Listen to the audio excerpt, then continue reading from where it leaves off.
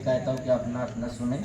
माशाल्लाह वो भी आपके मेहमान हैं। अपने इमाम साहब के पास जाते हैं, इमाम साहब तवीज़ दीजिए। किस लिए? बेटा कहना नहीं मानता, बेटी कहना नहीं मानती। तो हमने कहा कि ताबीज़ की ज़रूरत ही नहीं है, तुम इमाम साहब को भी ताबीज़ बना के गले में डाल दोगे तब भी वो नहीं सुधरेंगे। समझ रहे? क्योंकि सुधारने के वक्त आप बैठे नहीं, इस्लाह के वक्त आप महफिल में अपने वक्त को दिया नहीं। और माशाल्लाह हमारे माँ बहनों की तादाद तो हर जगह पाई जाती है। कुरान पढ़ने में ले लो, नमाज के लिए भी कह दो तो माशाल्लाह नमाज पढ़ते, ऐसा नहीं है, लेकिन काम भी उनको ज़्यादा पड़ता है। तो काम की वजह से भी, काहिली की वजह से भी नमाज नहीं पढ़ पाते हैं। लेकिन कहने का मतलब ये है, आप ये जो कुर्बानी दे रहे हैं, आप जो पैसा लगाए हैं, इसका आप कुछ सिला हासिल किया करें। आप मकान में पैसा लगाते हैं किस लिए? रहने के लिए। खेत क्यों आप जमीन खरीदते हैं? उसमें अनाज उगाने के लिए, है कि नहीं? आप फैक्ट्री क्यों लगाते हैं? फैक्ट्री क्यों बनाते हैं? बिल्डिंग की दुकान क्यों खोलते हैं? तमाम कारोबार की दुकान आप क्यों खोलते हैं? इसलिए उसको इस्तेमाल करने के लिए, उसको सीखने के लिए।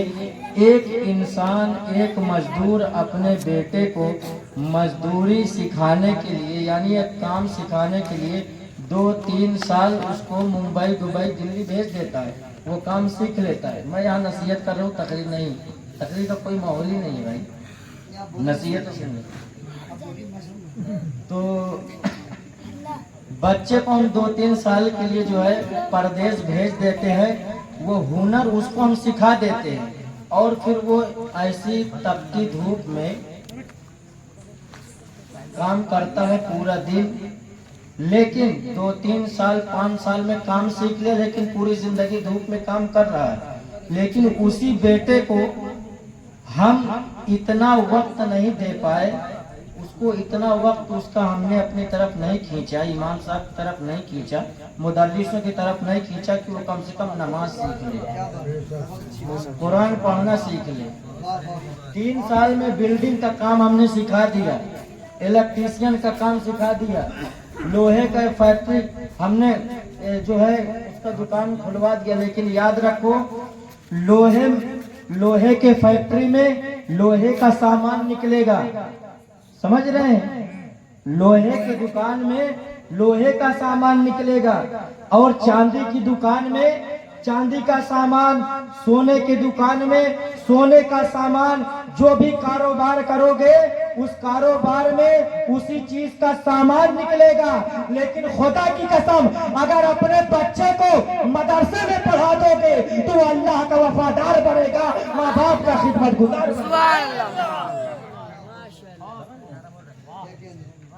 अल्लाह का वफादार बनेगा, माँ बाप का खिदमत गुजार बनेगा।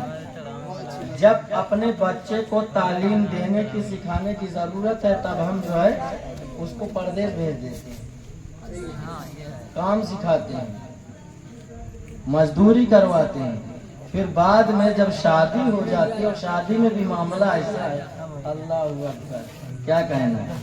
शादी में तो ऐसा है, माँ भी गोल गोल घूम रही है, फूफी भी घूम रही है, फूफा भी घूम रहा है, मामू है, नाना है, दादा है, दादी है, अब्बा है, अम्मा है, सब गोल गोल घूम रहे हैं।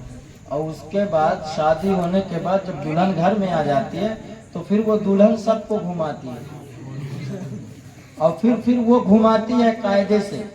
फिर उसके घुमाने के बाद जब अल्लाह तबारक ताला मुकद्दर से उसको बेटा या बेटी दे देता है, तो फिर वो बेटा जो है ना, ये माँ बाप जब बूढ़े हो जाते हैं तो फिर इनको खूब कायदे से घुमाता है। तो ये सिलसिला घूमने वाला चलता रहता है। तो इस सिलसिले को अगर रोकना है तो दीन की तालीम दे बच्चों को। आज मैं यहाँ के गाँव में